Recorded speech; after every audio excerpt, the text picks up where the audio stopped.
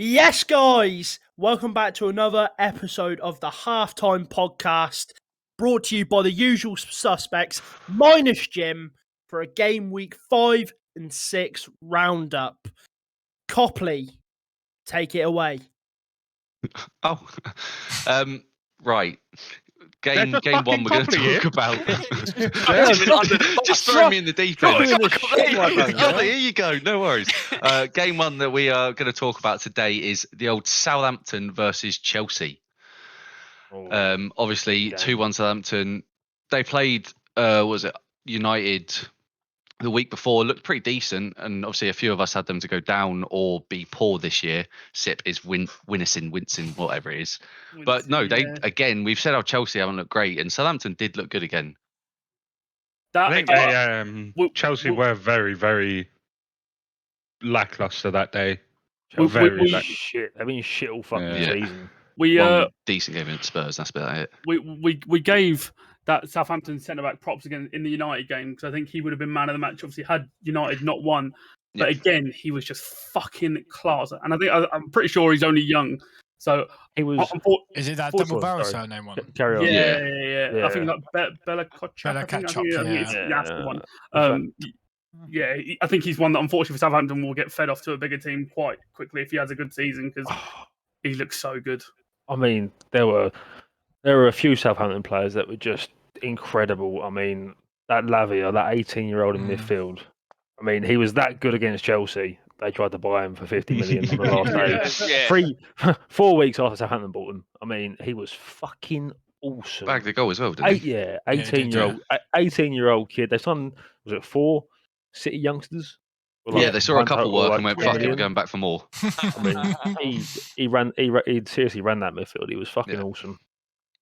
Chelsea, he was solid against United as well. So he set up a really good season so far. Yeah, I mean, I don't know what's changed since Southampton's first game of the season. I mean, first game of the season, they made Spurs look like fucking Prime Barca. I thought we were winning the quadruple from that game. Literally. But no, Southampton looked decent against United. They looked very good against Chelsea. Definitely deserved to win. But Chelsea's issues in the league seem to continue. They just look shite, man. They look shite. Bang fucking average. They just seem so flat. Like there's no like urgency at all. Yeah, no urgency, no creativity. It's just very flat, very a pass out to the wing. Okay, now Sterling might make a run, Havertz might make a run, and then they just end up at a byline and then goes out or just someone skies it. You get the odd goal here and there, but nothing special. It's either like Sterling scores, we get a penalty. Otherwise, I'm like, where are you? Where's your goals coming from? Obviously, they've brought Aubameyang in, but as we're seeing right now, ain't helping much. Clearly, currently losing 1-0 to Dynamo Zagreb. Even when Sterling's on the ball, I think he'd take.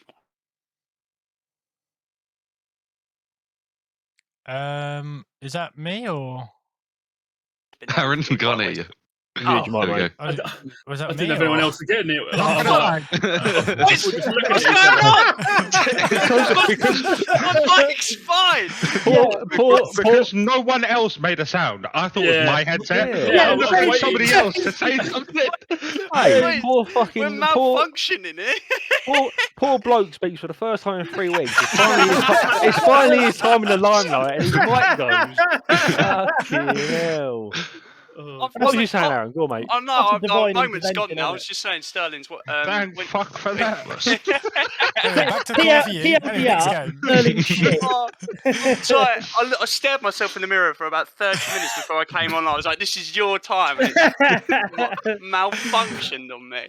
No, I was saying like when obviously you said they either try and find Sterling, but when Sterling does get on the ball, he just doesn't really do much of it. It's like he takes too much time. He doesn't know where to go, and then they end up losing it, and the other team's got bodies back, and they've just wasted a decent opportunity. And that happened a lot in the Southampton game. I think we're seeing a lot at the minute. Southampton's midfield they're very aggressive, and they really do get a hold of the game. And obviously we're seeing against these top teams, they don't really have like those aggressive kind of going to go in for a crunch and tackle, potentially make a really good part. Like You think even the top 6 teams midfield, they're not the most aggressive in midfields. So I think that's where Southampton are really going to get their points from that midfield 3. There's quite balance. You got the 2 DMs that are bigger, and then you got James Ward-Prowse obviously to kind of be the more technical feed their players, and then set piece maestro. The thing is, we said against United is they are a decent striker away from being obviously at the moment they're getting the results. But if they had, I was thinking like if they had, obviously they wouldn't get him, but like an Ivan Toney or like a focal point up front, they would. But obviously, I think them Wolves we've said are in desperate need of a decent striker. Obviously, and they got one, and he suffered an ACL injury as well. Like unfortunate. I think they're getting Diego Costa now as well. That's up in the work permit. Yeah. But Southampton are looking like a very, very good side at the minute.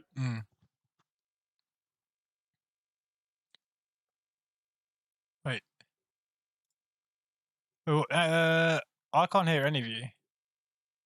So is Discord playing up? No, I think it's Discord. I had that. Is it on and like the next game? Blah blah blah. On to the next. Yeah.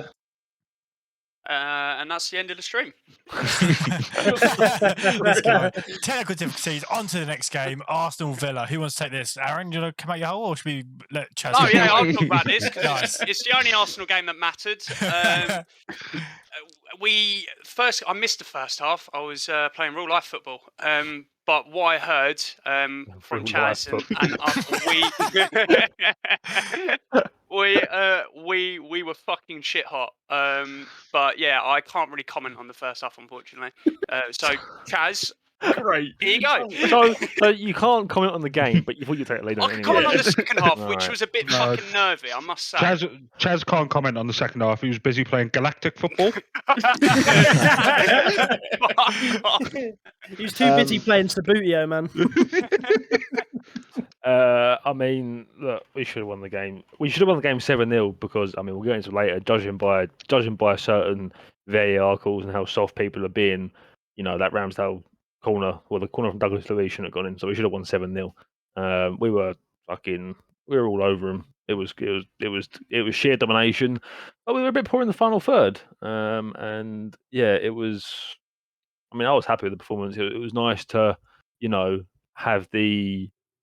It was 1-1 last 10 minutes. You're like, oh shit, I'm a bit nervous now. But then to go and score straight away, done it a couple of times now. Done it against Leicester, then done it against Villa, done it against Fulham.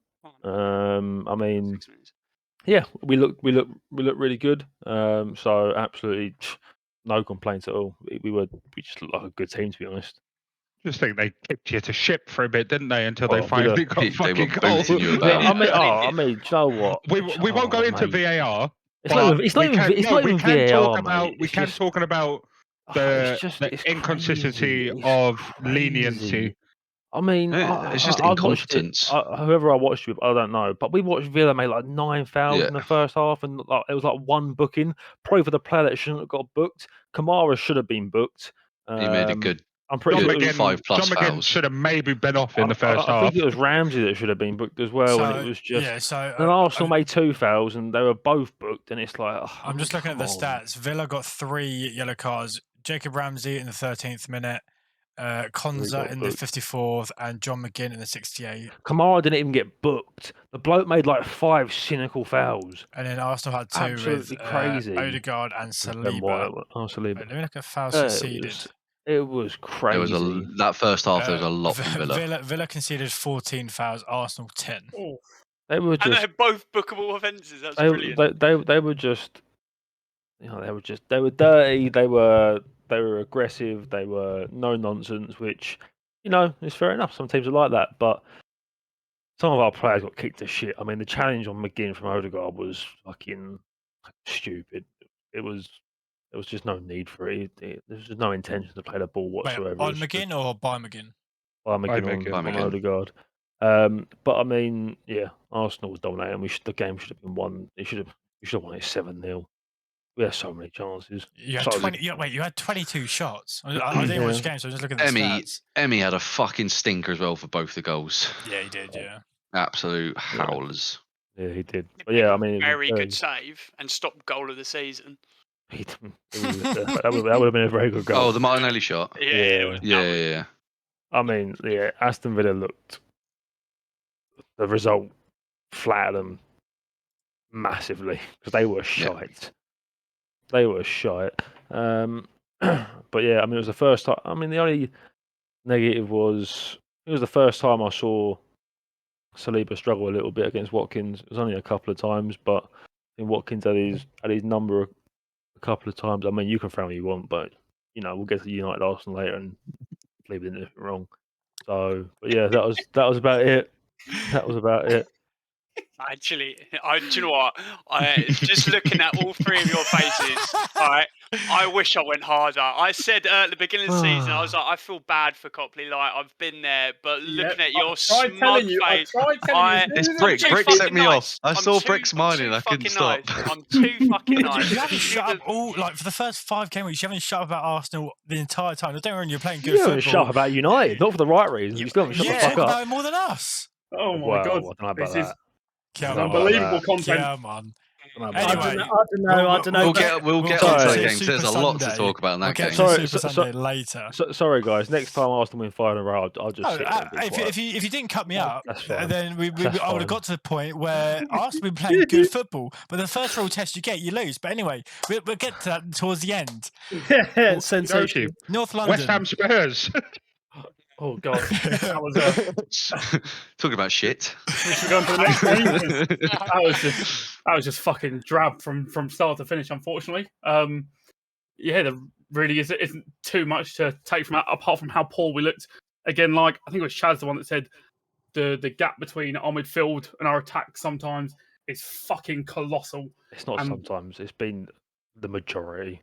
It's been poor. Yeah, that's right. I said when you said that, I was agreeing with you. Yeah, it was a very poor game. Like as soon as it got to that second half, the West Ham goal was pending, which is always going to happen. But yeah, Tottenham fans on the more positive note, we lost there last season. We didn't lose there this season, so we take the point and we move on to the next game. Unless anyone else has got some. I thought that was like we're lucky to come out with a point. Very. Yeah. But I feel like you weren't on the stream, were you? No, we didn't. No, I think I said for you. I was like, I reckon this is one of those games that SIP will be like, just get us a result, and I'll be pretty happy because it's one of those games where no matter how you're playing, you always just don't look great against them. Again, obviously, I know I've said it a bit. We say it a lot, but West Ham's one of them teams that form goes out the window. They are always up for us. So. If obviously, yes, you want the 3 points against a West Ham side that's been very poor. But in reality, at the end of the day, I'd probably say I'd take a draw before the game, just purely based off how West Ham can be for us sometimes. I mean, to be fair, Spurs are just biding time for when Oliver Skip returns. So then that midfield can be a little bit more progressive. But at the moment, you've got Bentancur and Højbjerg just. I don't know what they're doing. I mean, he keeps getting man of the matches, Højbjerg, so he must be doing something right. But whenever I've watched him, he just looks shit. So I mean, he's scoring goals from deep in midfield by just getting up the pitch somehow, which is you don't really see him venture too far forward. Yeah. But Basuma's starting to creep into the team now as well, isn't he? Basuma started West Ham and was fucking shite, so he got dropped this weekend. Did he start? Yes. Yeah, against West Ham. Because Bentancur had concussion. But obviously, that's the thing. Obviously, we said before, why is Basuma not playing? Then he plays and it doesn't work out how you want. Obviously, that won't be his only chance. But like the likes of Højbjerg picking up the goals, I think he's already got 2 already. And it just shows that you need your midfield picking up between sort of 5-10 goals a season because it helps massively. Especially with the form Son is lacking as well. Mate, that boy couldn't hit water if he fell out of a boat at the minute. But I'll get onto it more for the Fulham game. But I was like, if you're Kulusevski and Conte saying, look, I'm really sorry, I can't drop him because obviously it would just make everything so much worse for him. But you're just going to have to sit this one out. So if you drop him, half your stadium become really, really disheartened. Yeah. They only came here to see him, so... You're not fucking... When in the shop against... I know I'm not wrong. When in the shop against Fulham and, like, all of the shirts that are up, it's just Son. Like, I think we sell something daft amounts of shirts for him. But yeah, so he's undroppable. But hopefully, the first goal goes in and it'll be all right. I don't know. We'll get to it. I don't know how he didn't score against Fulham. How many times has he hit the woodwork this season already? Yeah, it's mad. Yeah, I mean, Spurs were, West Ham. I thought West Ham were really good. They 100% deserved to win the game. I don't know how that ball. Especially more so in the second half. Definitely. Is it 4-0? That glaring chance they just left it for each other. No, there was so many where it was Paqueta and Emerson. Yeah, the balls played across the box as well, and it's bobbling about, and Lloris has missed it. The fullback's tracking back, still can't get to it. There was so many occasions. Hit the post in the first half as well. Yeah, it was West Ham were good. Spurs were mediocre. No, they weren't mediocre, mate. They weren't good. Spurs were Spurs of this season. They were. Yeah, they weren't great. The two middle players that are both very defensive. I know Hodgepodge has got 2 goals, but still a very defensive-minded player. I was thinking this morning. I was like, you whack say Basuma and Bentancur in that midfield, or one or the other, and then say you put the Eriksen that United have got this season. And you put Eriksen in that midfield. Yeah, all the other team. Does that team then become a completely different kind of force? And I mean, I think it changes his whole formation. Oh, 100%. Even if he does have to change his whole formation, because you can see if we do now that we've seen that Eriksen can play in that the 2 midfield like he has for United. Like I said, there's so many times already this season we've been on a counter, and you think, why the fuck is Højbjerg on the ball? Do you know what I mean? Like if that ball on the counter, you mean Eriksen in Spurs' 2? In the 2, yeah. I thought, I thought you meant 3 of them. I was like, yeah.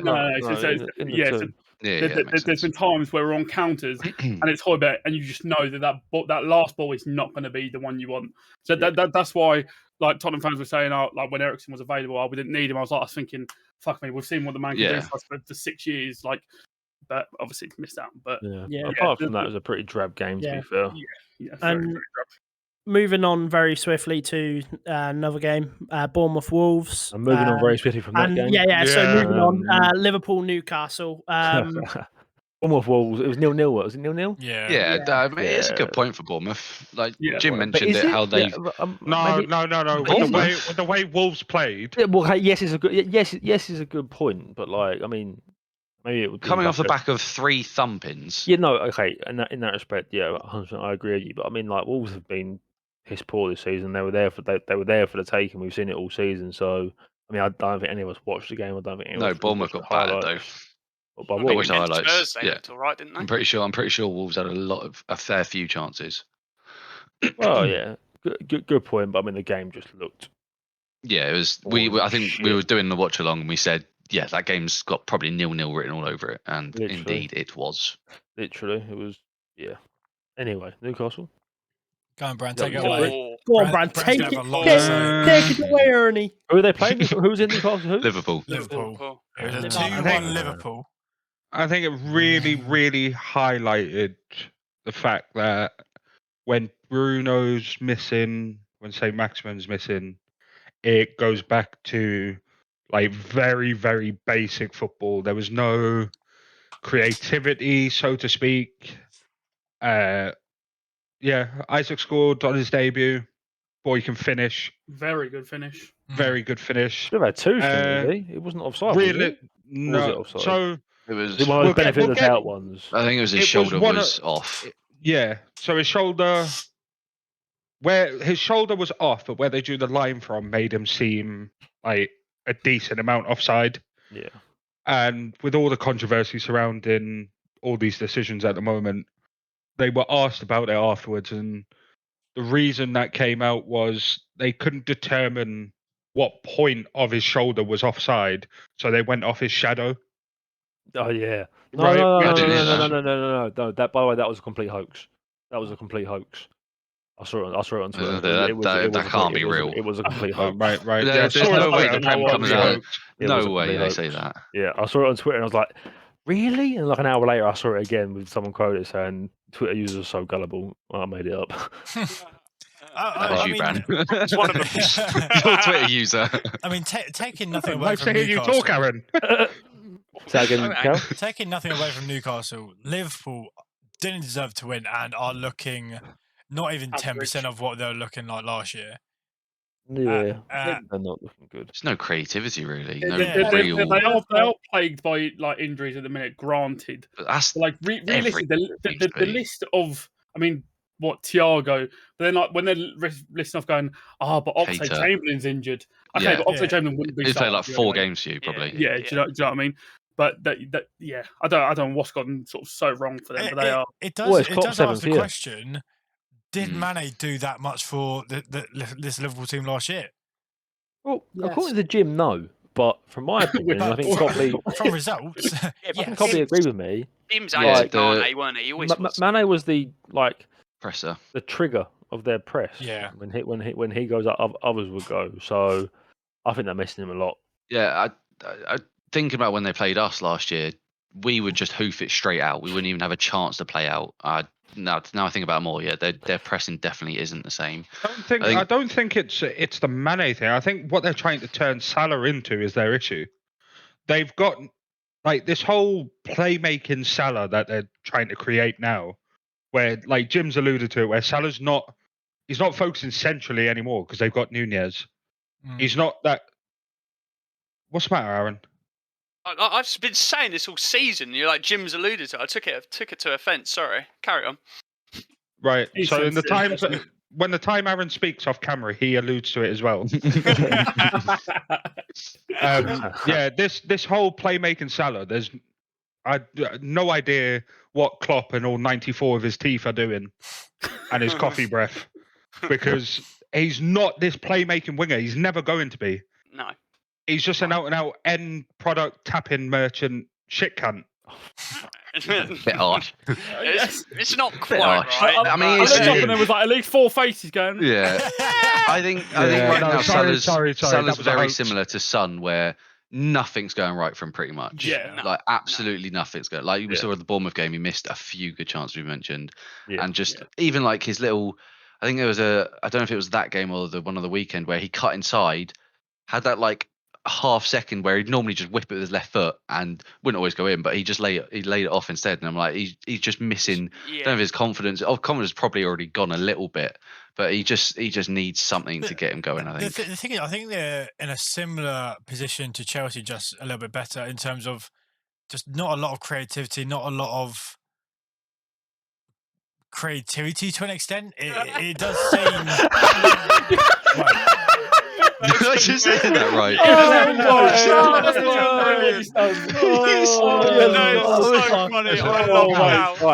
I do say things just to wind people up. Yeah, but you went for You've got it's like a bit of creativity and just a creativity. lack of. Did I say creativity first? Yeah. And then your second word followed up was Creativity. Oh That is my fucking fantastic. god. That is I mean, they brilliant. just look flat, is what I tried saying. But anyway, they're just shit, really, aren't they? There you go. They are struggling against a team sitting back. Yeah. I mean, they used to, but they would at least create good chances. I don't think they're creating good, solid chances. You compare- Liverpool have injuries, but every team that they're playing against, they're not playing against full strength sides themselves. Like Fulham, I want to say were the only one so far where Fulham had a decent strength side put out for what they had at the time. When they played us, we had a very lackluster midfield ourselves. They're going to come up against teams where if they don't fix that end product and the initial plays being made to get into the forwards, they're going to keep struggling. But Yeah. I don't know what Klopp's thinking. I mean, you get to the 70th minute, he takes Robbo and Trent off and puts Henderson at right back. He's bringing Henderson on in games that they're trying to get a goal in. Milner. Sorry. Yeah. They're trying to get a goal in. They look completely lost at sea. I mean, I'm struggling to see what they're trying to do. I mean, we'll get into obviously Nunes didn't play against Newcastle. He played at the weekend, but I mean, when he played, he looked fucking shit. Yeah, he looked crap. Everything was just bouncing off of him. I don't really understand what they're trying to do. It just feels like putting constantly, players on a pitch and just going constantly and pelt crack on. balls into the yeah. box. I think I saw a tweet. not- Nunes just as shit Andy Carroll. No, he is kind of Lukaku. He has got that Lukaku touch in him, is the thing, but they're also not playing to his strengths. Like the difference between Firmino, Jota, and Nunes. Like Firmino and Jota, I'd say more similar, and Nunes is a completely different player. Well, they're not playing to his strengths because all I see Liverpool doing is pelting balls into the box. I don't. They don't. Yeah, Who they why? play on the I weekend? think- Everton. no, I think they're Everton. trying to, Everton. they're In the just first wank. half. I think No, in the he's got- first half, they only played like 2 or 3 balls into the box, and he won all the headers. So like that is the option that they should be trying when they're playing him, because that's his strength. Do you? But do obviously you- they never. That's not really their thing, is it? They didn't do that last year. Obviously the odd ball they would go into the box, but they played cut back. I mean, yeah, you'd like to see Trent whip a few more balls in because he's the He person looks that's gonna. awful so But far. he this year. looks off the pace as well. It looks like someone's literally kidnapped one of his loved ones and said, Mad. "Look, you've got to put in 3 out of 10s every season." A lot of them it's are Wooler out of knees form. in his head. That's it. Wooler exposed Yeah. the DM to his missus, And and now that's he it. can't do it. Yeah, he just can't do it anymore. He's. Oh, I just don't get it with this Liverpool team. Greatest side in the world, greatest right back in the world, greatest striker, greatest right mid. They're fucking shit. Like they are shit. Sorry, Jim, you're not here to defend your team, but they are fucking He'd shit. agree with you. He'd agree I with you do at the think it moment. will click. It's just when, like, I think I still think they're a few songs away from even being top, just being I think they're back to they're- winning ways. they're in a top 4 race this year. I think. Yeah. they could. I don't think now, but they could very easily go into that very they could easily. slip. They could mean, slip it. Yeah, mean, I think the level that City have hit already, right? And then Spurs getting off to a good start, Arsenal getting off to a good start, Chelsea shit in the bed. There is no way that you can say at this current moment in time that Liverpool are going to be in for an out-and-out title race. I'm pretty sure. I think I said a 6 few games weeks in is ago. the thing. Yeah. But I It's think 6 I said a games. few weeks ago. Liverpool barely lost, and I think they only drew like 6 games last season. I think they lost twice and drew 6 off the top of my head. They've already drawn Yeah, 3 something like and that. lost 1. Yeah. So not a good ratio thus far. yeah, they need to No, go it literally is. the end of the season losing 1 and drawing 3 and winning the rest. Yeah. And they haven't even played City yet. they Well, could go on that run though. look, They I mean, still could, but Liverpool, yeah, no, Liverpool are City. 6. They're 6 points behind City. Drew 8, City lost 2 last year. Say again. Drew 8, lost 2 last Oh, year. Yeah. 2. It's not So looking they're good. 6. They're 6 points behind. They're 6 points behind City. That will be 0 points. As I mean, City have still got to play Spurs twice, and Spurs just beat them both times every fucking season. So Come I on. mean, look, I don't think they will win a top 4 race.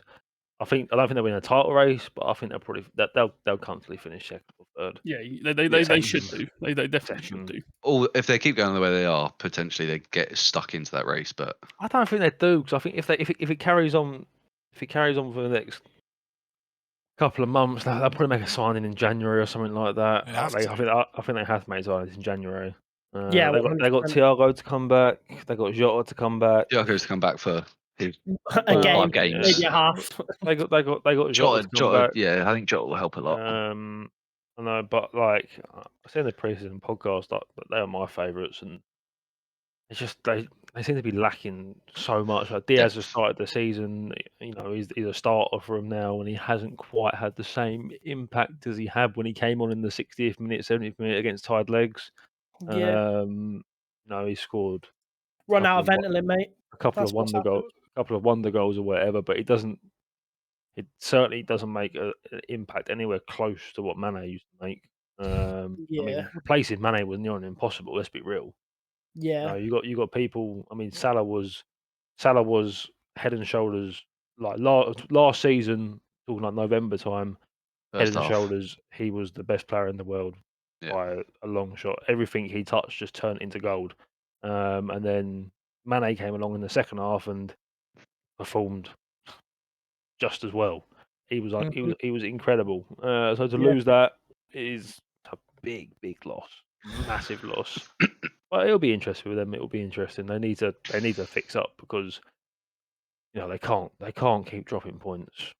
yeah. Especially as these fixtures are about to start piling up. Yeah, And the Champions they're League in started. away days I and mean, stuff. you look at They play tomorrow, don't they? Yeah, you look at their squad as well, and you think, no, I don't want. You look at their bench, and how many players are there on the bench? Is it 9 or something like Yeah. that? Or and you think there's 7 players here that I want nowhere near the Premier League or the Champions League. Who are they? Was Like- Jim being sarcastic when he said that their bench looked a bit better against Everton?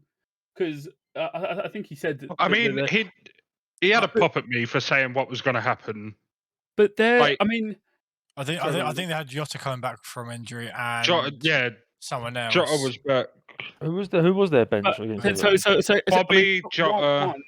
Sorry, I just want to say quickly. I mean, they started that game against Everton with a midfield 3 of Fabinho, Elliott, and that Carvalho. To what 20 or 19-year-olds. Obviously, that's why I think they struggle so much. But their bench was Milner, Firmino, Adrian, Jota, Robertson, and then Arthur, Matip. Right. Well, trust me, there's definitely a better bench than what they fielded in the first few games. I mean, in the first few games, you saw probably seven numbers on the team sheet. They're all above 50. So I mean, they've got obviously. I mean, Robertson was on the bench. Phillips is. Yeah. They had FA Cup player. that Stefan. I don't know what his last name is. I've got no idea. He's the only player there that is really unrecognisable. Whereas in the first few weeks, you had 5 or 6 players that were completely unrecognisable. So their bench is definitely stronger there. Yeah, but their bench can be like as stronger compared to previous games, but he's still making the decision at 55 minutes to bring James Milner on and stick him at right fullback. Yeah. That's a weird one. So then you can have the best 7 to 9 players on the bench, but if he's at 55 minutes, if you see Trent walking off the pitch because he's done fuck all in the first half, I mean they weren't helped by Carvalho's injury either. Yeah. That didn't really help. But also, what didn't help? You've got 2 19-year-olds in the middle of the park against a very, very physical Everton 3.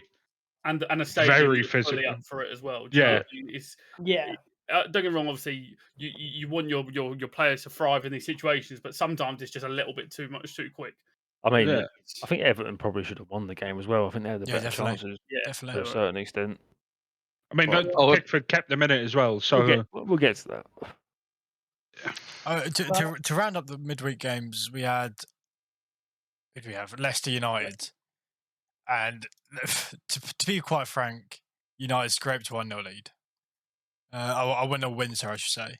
How can you sit there? I want to say scraped. On Thursday, you sat there and argued with me and Aaron for 10 minutes. You controlled the game. But now you're saying they scraped it. We did control the game, but we. You can't say you controlled the game and said you scraped the game. I think the correct word is scrape to win. No, but grind it out. It was similar to the Southampton one, but Leicester offered nothing. It was squeaky bum time. So wasteful. Leicester are so wasteful, and it is infuriating. Obviously, being on it, I pointed out multiple times that they gave possession away. It's just United didn't capitalise on it, and I think if they capitalised on it, it would have been a comfortable win. I think that's other than that. I mean, from the second minute, I sat there, my head in my hand, saying, "Why is Vardy still on the pitch? Why is Vardy still on the pitch? Why is Vardy still?" Oh my god, he was fucking atrocious. I said during the game, I said, "You've got Daka, and Iheanacho on the bench who've got the combined age of 50. You've got Vardy on the pitch who is 50. Is 50. He's not the Vardy of 3 years ago. The bloke makes no runs. He didn't help his team whatsoever. It was crazy. The worst part is Brendan Rodgers brought off Vardy. The one on the right, in the 80th minute or something like that. In the 87th minute for Daka. Like, shit, we need a goal. Let's go for it. Let's make a sub in the 87th minute. Yeah, I mean, Man United got the 3 points. I would say that they deserved the 3 points. Good little link-up play for the goal as well. Yeah. Well, it was worrying how Leicester wasteful. Leicester lose the ball. Bruno gets it. 2 passes goal. It was like it was almost too easy. You're like, why was it that easy? I mean, United. I mean, they didn't create anything off their own back, but they got the result. So I mean, just diabolical, man. I'll say like it was comfortable though. Like that's what I mean. Like it was a comfortable 1-0 in the sense that Leicester got to our box and shat themselves.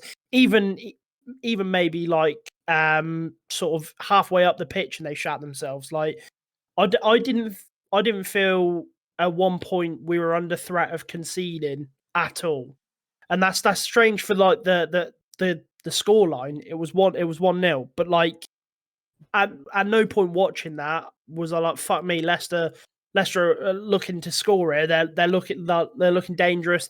They just had nothing to offer compared to. I mean, granted, You yeah, it was definitely 1-0, should have had but more. When you look Yeah. at Leicester's back four, and I saw Johnny Evans and Ndidi playing as two Mm. centre halves, if you've only got one past them, it's like fucking hell. You look at our substitutions though throughout the game. You could tell the game management wasn't to keep going for goals. We took off a positive winger in the 60th minute for Casemiro, and then we took off Sancho for Ronaldo. Obviously moved Rashford to the left, and then brought on Fred later on in the game. So the game plan was never to keep on going. Yeah, it was a carbon copy of Southampton with a bit less worry. Yeah. And we had the ball a bit more. That was maybe that's just United and Eric's pretty sure I game expected plan. it. Yeah, Nah, it's it's what we're doing. Football, It was Ollie ball sprinting with glitter. This Ollie ball sprinting with glitter is completely different because we're playing out from the back now. That's the only difference. Well, that's a pretty big difference. That is. Yeah, pretty big difference. Very comfortable win. I think, you know what I mean? I think it was so, I mean, me personally, I don't think United controlled the game whatsoever in the second half, especially. I think United were probably so comfortable because they were so confident that Leicester were just absolute fucking piss. They were absolutely awful. I mean, when I mentioned on Thursday that I didn't feel like they controlled the game, it's because I sat there and watched a Leicester team that were there for the taking. I mean, you've seen it in every single one of Leicester's games so far. You saw it for the first Man United, like the only goal of the game. That they were just absolutely gaping. And if I agree, if they wanted to, they could have, or they should have, created more chances, scored more goals. I mean, I think in the second half the game was made comfortable for them. I genuinely don't believe that United done anything make that game majorly comfortable. I think Leicester was just awful. I'll agree. Yeah, no, that was my point though. Like it wasn't that we played them off the park and it was anything like that. It was just the fact that they were so piss poor and they were so awful playing the game of football that we didn't really have to do much. All we had to do was game manage, bring on the subs that we needed to, and then that was it. Like our defense was solid and that was it. It wasn't a case that we were under threat. I mean, that Justin chance was the only one, and he spooned it into Rose Ed. Like, there was no. That's what I mean by sort of it was comfortable. It wasn't on the behalf of like United playing well or doing whatever. Yeah. They just managed the game, and Leicester just rolled over. Really, that was pretty much. Yep, and they got that's pretty much it. They got their 3 points. We take that. Grasp it with both hands, especially after the first 2 results. So it's obvious. It's obvious what his game plan is do well, dominate quotations early, try and get a goal, and then play from the fact we now have a defense that seems a bit more competent. Yeah, and if we need to go and get another one, we can. But we can just I think the important part. This will probably be the last. Like, is to actually get results under our what the word is, because we came off 2 batterings. Yeah. And then obviously to get a result against Southampton, probably didn't deserve that realistically. They probably dominated most of the game. Yeah. And then obviously to get them back-to-back wins, obviously then puts us in a much better position just in terms of squad confidence, which I think was the most important part rather than looking cute. Whilst we're speaking about Man United, we want to talk about the Sunday game now because we're not going to speak about it last because of what we're going into. But do you want to discuss it now to take us into the weekend? Or we're on the topic, might as well. Whilst we're on the topic, yeah, might as well, mate. Yeah. I mean, Arsenal played on the weekend. Yes, I mean Arsenal had their first real test of the season and bottled it. Not really first test. Come on, now. You've got a nibble, but come on. You can have my bite. Success. All right, you've caught a big one. Now fuck off. I've been holding that in for so long. Man United. So on Thursday, you saw it against Southampton. You saw it against Liverpool. You definitely saw it. Against Arsenal, I think you saw it. You saw it to nearly potentially 100% perfection, bar the goal United conceded.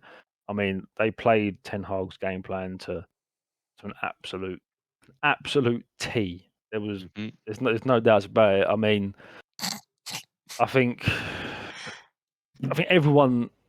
I mean, I know football is a game of goals. I get that. I think if everyone takes goals away from it, it was quite clear to see who was the better team on the pitch. I think Arsenal were far superior in regards to football. However, I've said it already. We were so wasteful in the final third. We tried to be far too cute. But I was literally just sitting here thinking whilst you were talking about the game on Thursday that if that was a Man United versus, I don't know, say Crystal Palace, that was a Man United versus, say, Brentford, that was a Man United versus, say, a lot of other teams, would the scoreline have been the scoreline that it was? I mean... But I think you can argue United almost played into that. They said, look, you can have the ball, you can have obviously your high line, as you say, United's plan worked arguably perfectly. Have the ball, 100%. Make your cute passes and really good football, don't get me wrong. But then as soon as we got the ball, our front four, front five, whoever is flying up the pitch have probably got a very good chance. Yeah, I mean, like we were wasteful against Villa, but I mean, on Sunday we were beyond wasteful. We were so bad in the final third, and I mean, for the first half, first half I thought Martinelli was definitely getting the better of Dalot, and I mean, in the first half, and Saka made what's his name, Malacia. In the first half, I mean, you lot can disagree with me if you want. Saka made Malacia look like a fucking boy in the first half. No, I think both our fullbacks were being dominated, but I think Martinelli had the better of Dalot second half almost every time. Definitely in the second half. I mean, obviously Arsenal had the goal disallowed for a foul. Soft, but yes, it was definitely a free kick. If that goal went against Arsenal, I'd be fucking fuming. Yeah. But United scored from mistakes. It was Eriksen, Starboy Anthony. Not the first goal. Not the first goal. The first first goal was great. First goal was. Yeah, it was a good goal. Everyone touched it, worked it. Split us. That's what we tried like at the start. Again, the same game plan. Start well. Obviously, you then scored and we kind of sat back a bit, but then the goal was kind of like how we were playing in the first 10 minutes. Working it around, found the space. Gabriel gets lured out. Saliba thinks, I'll leave Rashford on the edge of my box. Huh? I think Gabriel. No. Gabriel wasn't aggressive enough with Bruno. Bruno had he was standing there free, and Saliba had his man. Zinchenko at the time had his man, and you saw Gabriel almost when that ball went into Bruno. That heavy touch. There was just a sheer sense of panic from Gabriel, and I said during the watch long, I was like, firstly, he's got to be tighter. Secondly, if he knows Bruno's going to get the beating of him, you've got to just hack him down. Was there not quite a lot of space between Gabriel and Bruno when he first received the ball? Yeah, it was the touch that he had a shit touch, Bruno, and Gabriel tried to play off that. But what I'm saying, because I could be thinking of it very wrongly, but wouldn't you ask for one of your defenders to be closer rather than Gabriel? Gabriel's a defender. He is a defender. No, as in, sorry, one of your midfielders to sit on Bruno. No, I don't think Gabriel should be there. He was in the centre circle, and your defence is a long way back. Line. You don't win your back line though when you got Rashford and Anthony on the back line. Bruno was arse high of the centre circle with the way Arsenal press and where the ball was in the Man United half. Our number 6, Sambi, was definitely not going to be where Bruno was. I feel like Gabriel should have been more aggressive, a bit more tighter. 100%. Let's put it back. If it was flipped, if it was on the other side of the coin, and that same situation played out, and it was Martinez, I say Odegaard and Martinez, I personally think Martinez is a lot more aggressive there. Yeah, Martinez is holding his pocket literally all over him. So yeah, I mean, first half we absolutely dominated. Second half we went 2-1 down, and at the time I said I like it, but then thinking back at it, I don't know what Arteta was thinking with those subs. I've got no idea what he was thinking. Who did he brought on Vieira? Smith Vieira, Rowe. Smith Rowe, and Nketiah. We were in that second half. Yeah, we scored. Yeah, we then went and conceded, but we absolutely dominated you in that second half. Like dominated. Like our defenders, our centre backs were on the halfway line for the whole of like, most of the second half, and to bring those 3 players on, it just completely disrupted any form of structure we had going forward. You fell right into the trap. Arteta fell right. Like the whole reason we brought Ronaldo on was for then Rashford to do exactly what he did against Liverpool and be able to cut in from the left in behind, and he did it twice. By the way, Ronaldo's off the ball movements and everything like that were fucking unbelievable. That second goal, obviously, Zinchenko's showing his little flick. Since he's been coming on off the bench, he's been working harder. Well, from what you can see, anyway. That's what I said. Like he can't press for 90 minutes, but give him 30 against tired legs. Against we've been saying that Ronaldo should be now. He should. His ego will like be we've said, it's an ideal. I was going to say, I don't know if it's because it's a relatively big game for United, and therefore you see him kind of perform that extra 10%, or if he is finally fighting for his either a starting spot back or just for more game time in general. But you have seen the difference over the last 2-3 games rather than the first 2. Well, now the window's shut. You've seen reports. You've seen reports that he now he knows he's not going. That he's apparently like a lot more involved, and he's got no other option. So he's not like sulking now. He's like, right, well, this is what I have to do minimum till January, so I'm going to do it. Yeah, he definitely doesn't start, and I think there's potential that when Martial's back, I don't even think Sancho starts. I think Rashford's used how it'll be about he is when Ronaldo comes on. Yeah, like Sancho in the first half. I don't think it will be a battle. No, I think no. But what I'm saying by that is, I think we'll see the best out of both of those two in that case. Because I feel like Sancho's spot won't be as guaranteed, nor Rashford's, and there'll be competition, very healthy competition. I personally think, I mean, yes, Arsenal dominated the possession. We can say the possession, but they got absolutely embarrassed defensively by our moves. I mean, there was not a lot they could do. Granted, 100%. But you say that your first goal, there it gets to a point where the defender has to go to the ball because Saliba was already there. Saliba was nowhere near Rashford, and he had to be tired to Rashford as well. And Zinchenko has to make that. Has to go to him. He has to. I don't think where Zinchenko was. Otherwise, you have to make a decision where you leave that gap open, or you go to the ball. Zinchenko had to go to Rashford. You have to go to the ball. And Rashford played a good pass. You can't really defend like. No. You can quite easily. It's similar to the Rashford got the ball on the edge of your box and turned. Saliba had to be closer.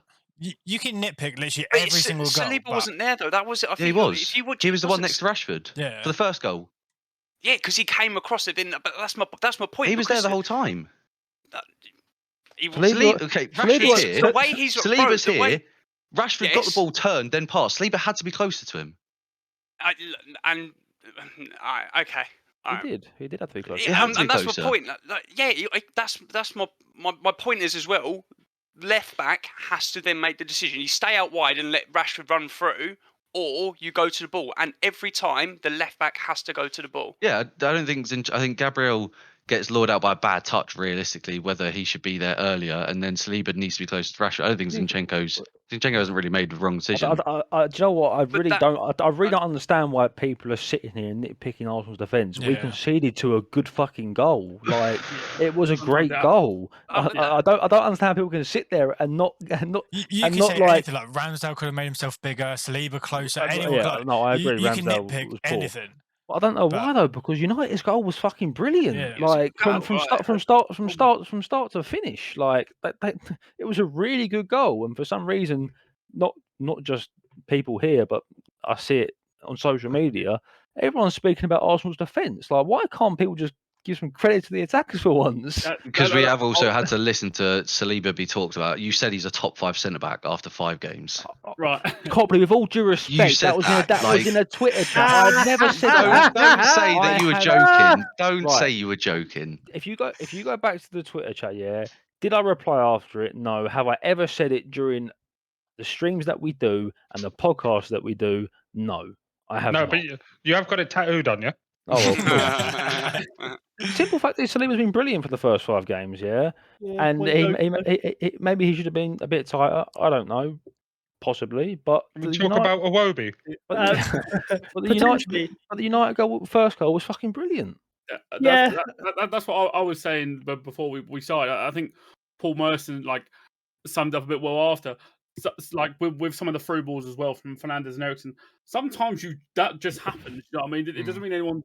It's just a good fucking goal, and that's the way. Bruno had a really good game as well. Obviously, we spoke about it previously over the last few weeks, where he's still playing for Moments FC. But I think he's doing a bit better now. He was more disciplined and a lot better against Arsenal, and hopefully it's not just big game tax, and hopefully he now goes with that with the rest of the season.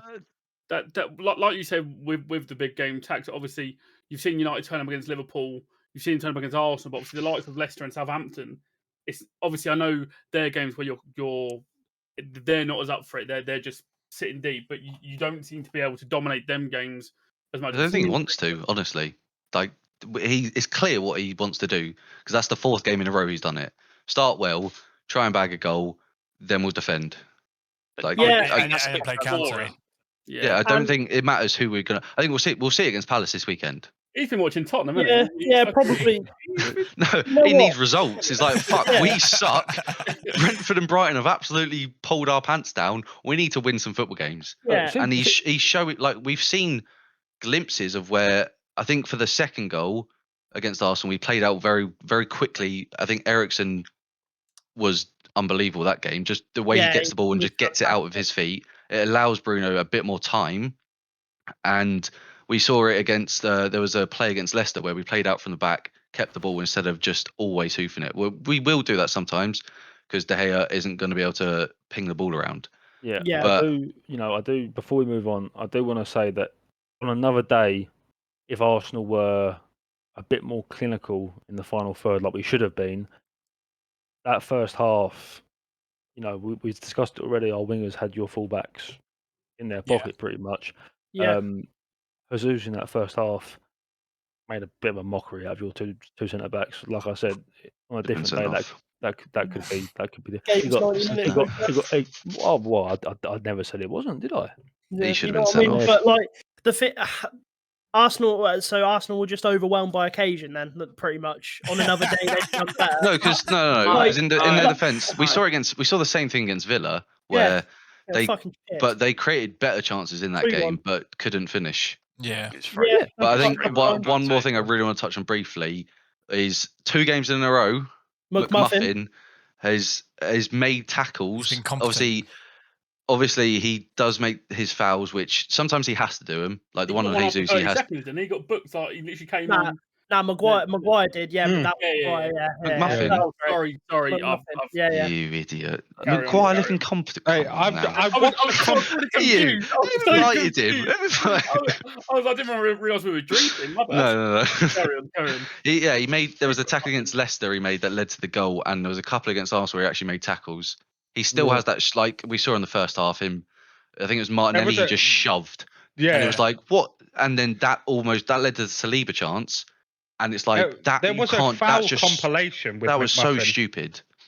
Yeah. But he's got better in the past 2 games, which is, I think, largely down to Eriksen. We said in the pre-season podcast that it's a bit of a free hit for United, but I said it during the watch along. I may have even said it before that as well. With the way that other teams are currently playing, I do genuinely believe now that after watching the last 4 games and seeing that United finally have a set defence that actually look competent, this top 6 battle could potentially one for the ages. It is one injury away, though. I think Kieran said it in one of the watch-alongs. This could be one of the most competitive seasons we've seen for a long time. I still stand by it with how good the midfield pack of this Premier League is at the minute. with the likes of Brentford, Brighton, Southampton, Palace looking like decent. Do you know what I mean? Like Fulham pull out results. there's not really, bar the likes of Bournemouth, but obviously not at the moment. There's no real gimmies, I feel, anymore. Do you know what I mean? Every week you go, okay, we could get done it. Do you know what I mean? I think this could be one of the best years. And one thing I do want to say is that I actually think Gary Neville might have said this as well, and I don't know why, because he you could see it in your face that clearly, hurt. he clearly hates us. Well, no, because it was a compliment towards Arsenal. That's what I mean. It hurts you to say it. No, I was more confused as to why he said it, but it was, it wasn't a case of the same old Arsenal, in my opinion. Like we needed to lose at some point, and I feel like although it's a loss, it's a bad loss. At the same time, it could potentially be a good loss. I think we look good with the just. Yeah, I think it will. I think it will benefit us to a certain extent. Yeah, yeah. Say, Sib? I was going to say, like, as a neutral, I thought it was one game where both teams could come away relatively happy. Obviously, United more so, but Arsenal is one of them.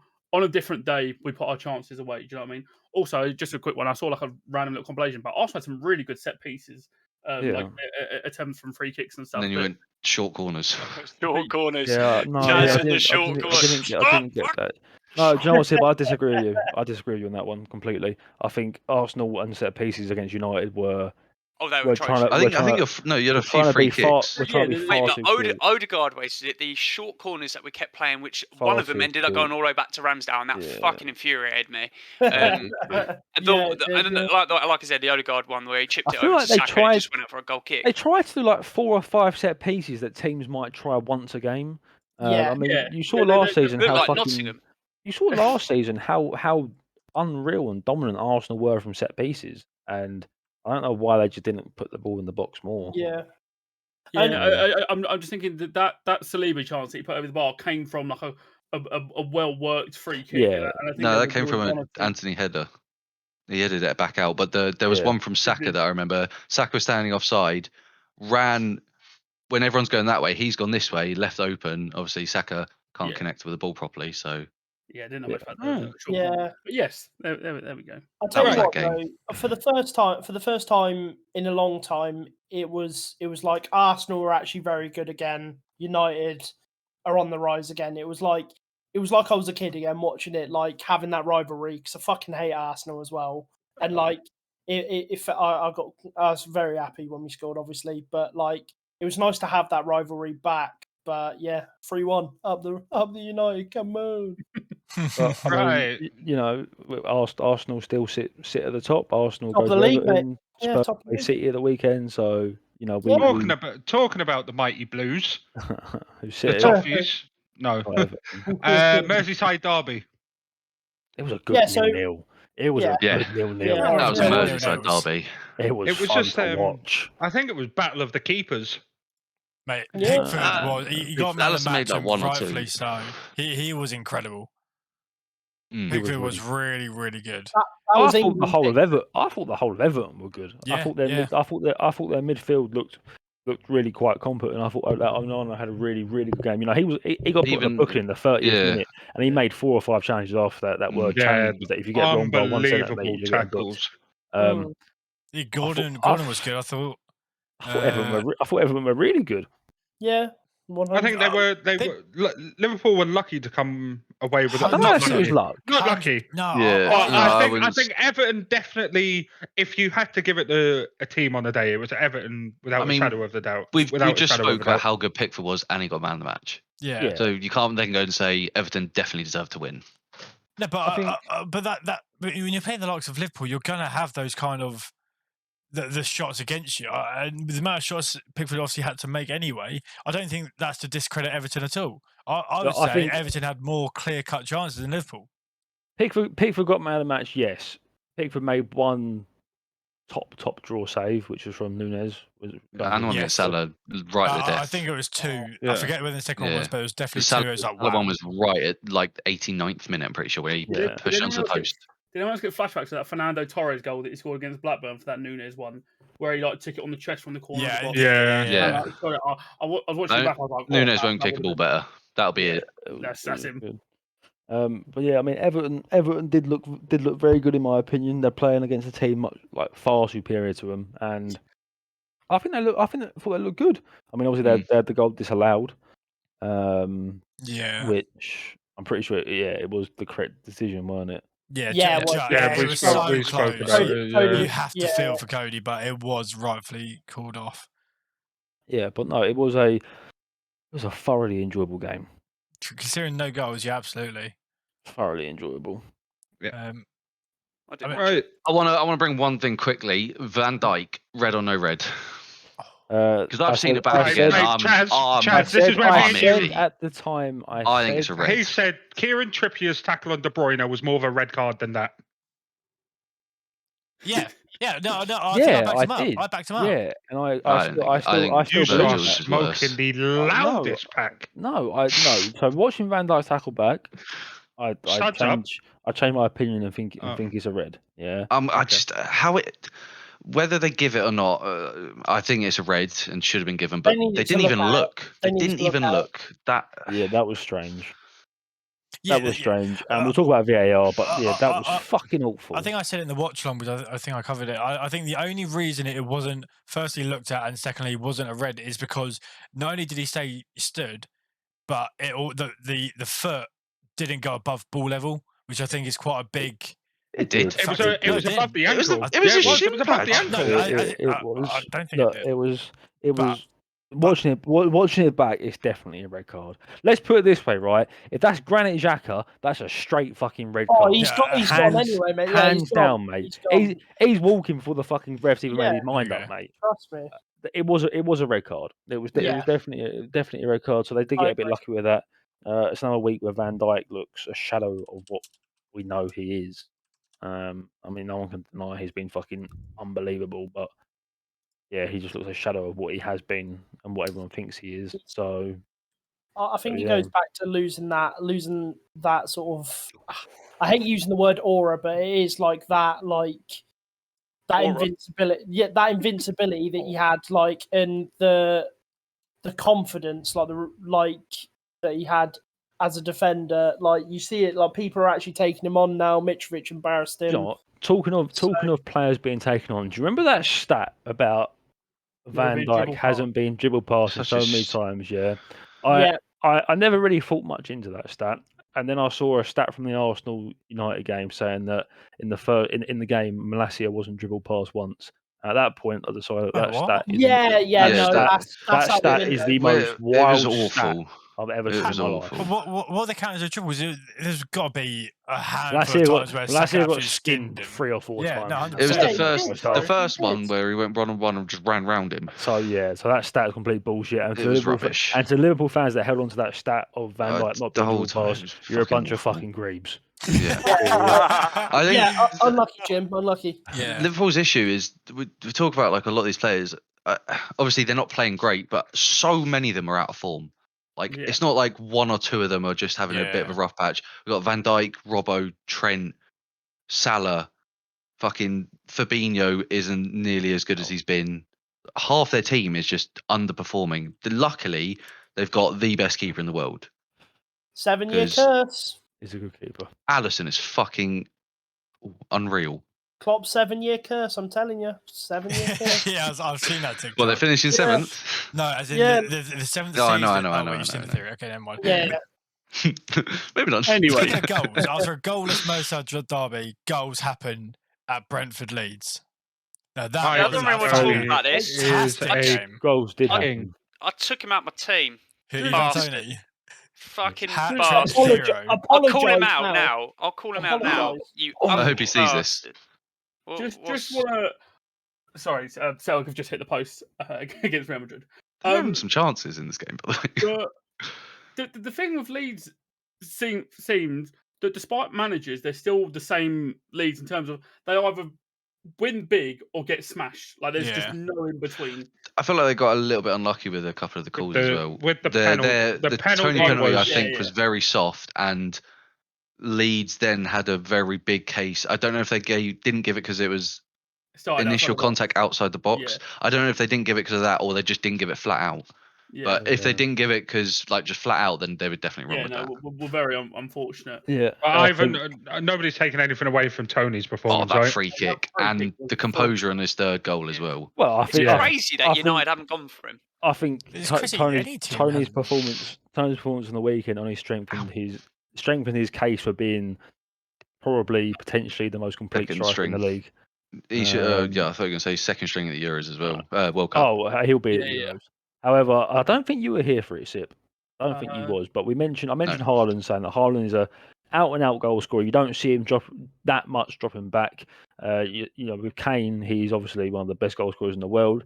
Yes, he does drop back, but he hasn't got like that turn of pace, so to speak, the majority of the time. I said that Tony is potentially one of, if not the most complete striker in the league. And I mean, all he does is continue to like prove it Prove it. almost. He was fucking awesome. Yeah. Awesome. Like out and out strike, obviously you're going to take Haaland, but Tony has got everything you could ask for. Yep. And if Tony was in that United team playing Ten Hag system, United would be fucking scary. Yeah. I'll get on the blower to him later. We link Tony to United a lot, but I think it's crazy that he hasn't been linked with really anyone. No Why one. not? You Why think wouldn't Chelsea go for him? Yeah. Yeah. You know, Like just a club. Maybe Even we ask. don't know anything and we're just thick. Yeah, Well, maybe no. Tony just ain't actually that good. it's there for everyone to see. The start of this season, he's been fucking Even last year, awesome. he showed it a lot. Yeah. He's been He's- fucking awesome.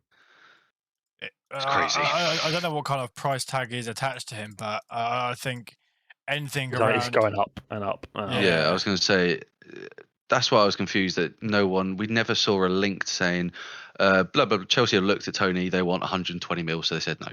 Yeah. Yeah. Nothing Wasn't like, gonna sniff at that. yeah. So I reckon you could snap him 60 No, I 60 think mil, anything, and yeah, I'd, anything shy of 60 is disrespectful at this point. Yeah. In this current Do you- market. do you- do you I reckon he's he- going to go up to 70, 80 soon. Do you think he's sort of in the easily. same situation like with Declan Rice, where he said, like, look, I'll give it one more season in terms of this team, and then it will be a The case thing of of what, trying to look- then what are Brentford kind of aiming for? Because they're not Yeah. really. Sure, you can. I mean, they've obviously started the season very well, but you still wouldn't put them in that European football race. No. No. So it's kind of like one more season to do what, just for. Yeah. Get more money? For an offer to Yeah. come in? Do better, yeah. Maybe they literally didn't get an offer, so I don't think they did. I think they which is did. even yeah, that's what I stranger. mean. That's crazy. Crazy. They must have been Yeah. sitting in that like, office just waiting for that phone to ring. Yeah, like- yeah, No one for Tony. Oh, okay. But, we'll I take mean, it.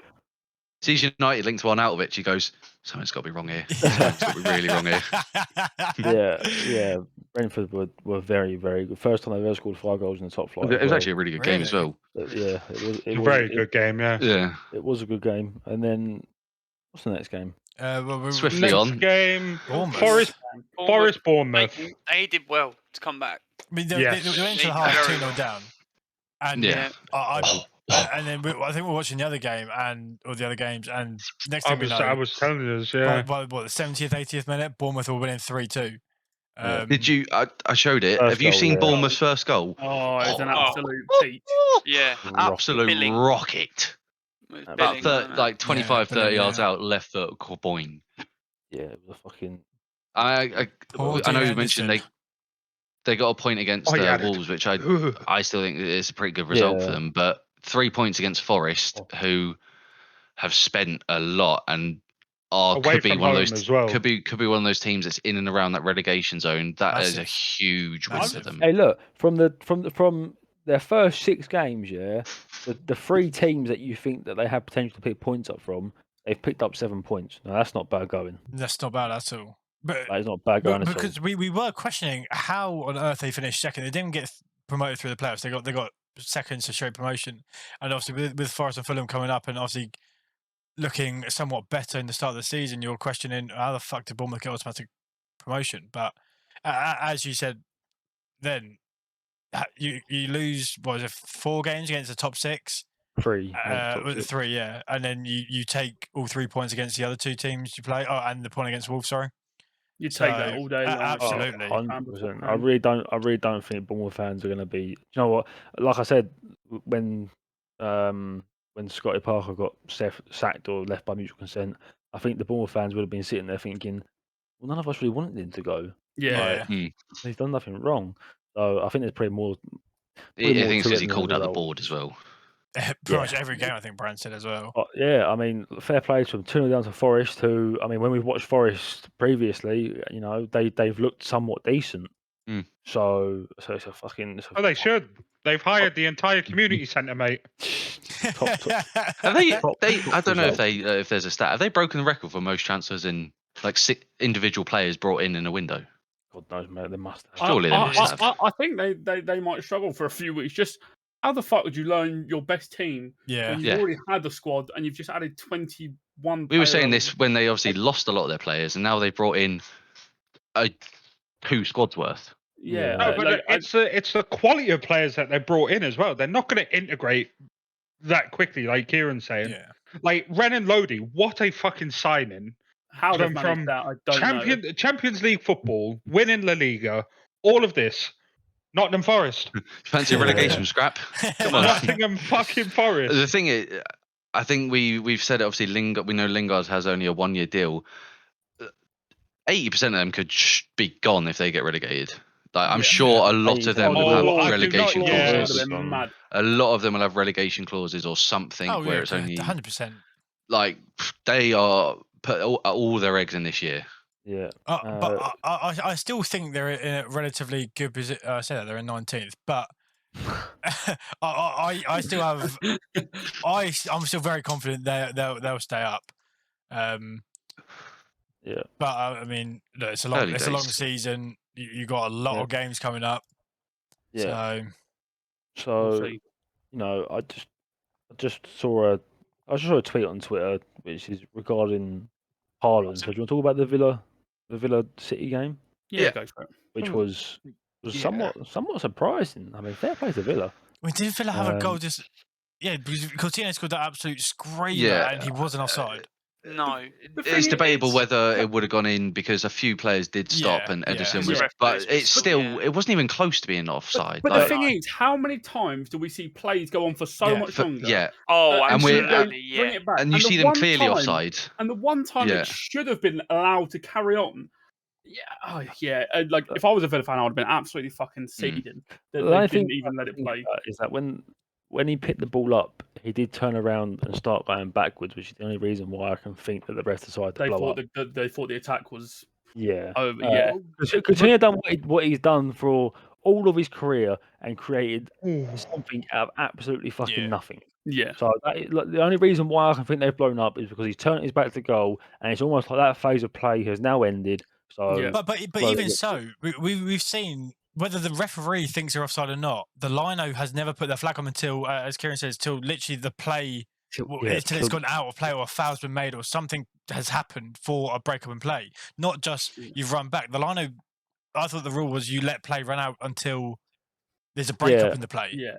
No, I get that. But even if he's gone back with the ball as well, though, Chaz, the area that play's going on the edge of the box. I'm not saying that it's the correct call, but in in my opinion, it looks like the referee felt like it was the end of that phase of play, which in the rule book is when they should be blowing up. So clearly it's a mistake. Yeah, clearly it was not the end of the phase, but I think that's probably why they blew up, because they thought it was the end of that phase. Coutinho could have quite easily made a pass back to the centre circle and like that. 100%. Done. What was the Haaland tweet you found?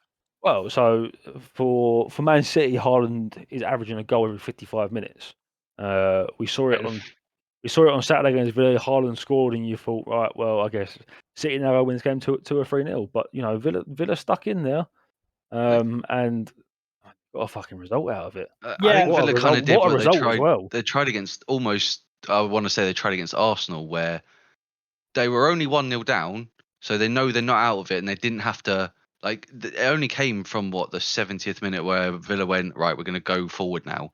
Apart from that, they were deep, just literally soaking pressure. And as you saw, it takes one chance, and fucking hell, what a finish! What a finish it was as well. What a finish!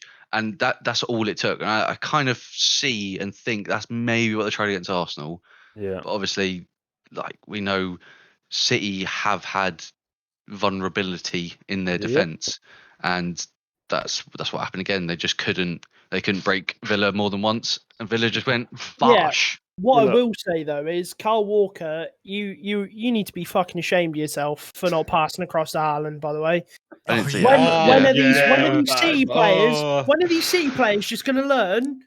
If you see Haaland free and you can shoot or pass, you pass the cunt the ball. You pass the ball. Even to if he's him. not free at He's this point, going in. you get him the ball Yeah, no matter where he's So standing. it's such Yeah. a valid point because he could have had another 3 or 4 this season Yeah. easily. Already, like even And that'd be a goal Understandably- every Oh, 30 mate. minutes rather than Mate, 55.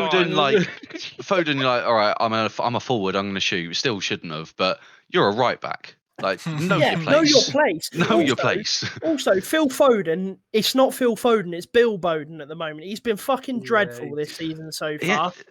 And Did City make any subs? Yeah, I they don't made know, some. but that I mean, sorry they to cut made you off. 2. I had to let it go because So Kyle Walker. they took They- off they- Kyle Walker for Ake, For Ake, And and Bernardo. and took then Morris off came on. Bernardo. Good. Grealish didn't get another minute, and I And said during the Alvarez didn't game, get to come on either. I said during the game, Foden didn't look. I didn't think he looked great again, and he still played 90 minutes. I don't know if he's trying to play him into form or what, but you have. I think no one would debate the best depth in the world, I think they've got probably. the best depth Ever. the football has ever seen. Yeah, Yeah. and you're apart from making that Barcelona team. 2 subs when you're allowed 5. Like this rule for you is like, thanks. Yeah, I've said it. I think a lot of people said it before that sometimes you look after the 90 minutes and you sit there and you think, well, was Pep a bit naive almost? Mm. Overcomplicating it. But they 100% had the energy left in the tank and the quality of players on that pitch to go ahead and win the game. I think it was just one of those days. I think someone mentioned it a couple of weeks ago where there was a theory spoken about in regards to how much City rotate their squad, and is that potentially the reason why they're not as successful in the Champions I think it League? was Jim. Jim said that, I think it was. Yeah, Don't Jim. give Jim credit. He's not here. Yeah, fuck well that done, pony well tail done, Steve. bitch. Well done. Good point, Steve. but we're now seeing a relatively consistent starting 11 for City, and now we're questioning why they're not getting the results against arguably mid-table teams or below. In terms of Are we questioning just the form that those like, and when I mean a small amount of those players are in, like Kyle Walker on any given day could be the best right back in the world. Yeah, definitely, yeah. But just to start this season, all of them have been shaky at the back. Yeah, City have never definitely. been that defensive fortress. They've just been, we'll just go out there They've and just score 7. controlled They the can entire hold the ball game. in front of them. We will just score 7, and you've got to Yeah. score 8. Otherwise, It'd be interesting to take the see L. how they respond to. I can only assume they'll take it as a very Are disappointing. they playing next? They play Spurs. Villa, no, Spurs. no, they just played Spurs, isn't Villa. it? Yeah. Yeah, Play that's on Spurs. Sunday, I think. Spurs, Which is a test. yeah, Which is a test Saturday. for them. I think a big Saturday. test for both. I see it going like a 2-1 Spurs or something. No, I like you this like it year round. I don't see Spurs winning. I don't feel like Spurs are currently playing in that gear where they can beat City, in my opinion. But they Well, if we weren't. compare- They if weren't we compare last year. I mean, it was their Spurs- first game last year when they won 1-0, but they were under what was his name? Nuno Espirito Santo. There you go. They weren't. I don't know. They Callum, won your 3, but turn. they won 3 horrible games. But they were 1-0. The first 3, I think. Yeah, we beat them, Watford, and Yeah, they were all like Well, 1-0 honking wins, and I just see it happening again. Didn't City also have a honking start to last season as well? Liverpool had a flying start. Yeah. I mean, they haven't been poor. Don't get me wrong, but well, to be fair, right? they're vulnerable. And Spurs 5 back. When you play against counter-attack football, anything can happen Yeah. on the day. You know, like anything can happen on the day anyway. But especially against counter-attack football, where you play your wing backs so far, your full backs so far up the pitch, and you play your centre backs on that halfway line, anything can happen. And yeah, we'll see what happens. But I think they'll probably have enough. Beat Wait, Spurs, wait. I think. Briefly mentioned him there, but obviously Spurs Fulham was. Well, just quickly. Oh, go on. After Thursday, before Wednesday, Aston Villa fans were calling for Gerrard to be True. sacked. Well, I think even we discussed that, didn't we, Villa- last week? Yeah. Yeah, Villa played okay against Arsenal. They weren't great, but they played okay. Villa played well against City. So I mean that point is going to do maybe not the fans a whole lot of confidence, but it's certainly going to do the players a whole lot of Oh, confidence. definitely, yeah. Yeah. It'll be We all interesting to know see that how they go next game. we Yeah. all know that Villa have got a very good fucking team. So Yeah. let's see what a team with a bit of confidence can do. Who do they play next? Sorry. Villa, I'm not too sure. Give me 2 seconds. Aston Villa, where are they? I can't think. They play fixtures. They're at Leicester. It's the perfect game. Yeah, they need to win that. It's the perfect game. But yeah, Fulham, Spurs, Fulham. Could that be What? the new Sakathon? The new Sakathon. What was it? The fucking Spurs Sakiko. El Yeah, Sakiko. yeah, That could be El Sakiko potentially. I think unless I don't think Gerrard will necessarily get sacked, but no, unless for a reason we don't know, Brendan isn't sackable. I think if Leicester lose against Villa, It's I think gotta He be. has to go. one 7 point from games played, 7. one point. He has not got anything going at Leicester. I just think he has to go. I think his time's done. No matter what, even against Villa, no matter what the result is, I think his time's gone personally. It don't get much better. They then play Spurs. Yeah, Spurs. so Spurs, Fulham. Spurs had a very, very, very good first half. I've sort of got to apologise to Chaz here because last week when he said that the Arsenal performance against Fulham was like their best, I was a bit like, but you did beat so and so, however many.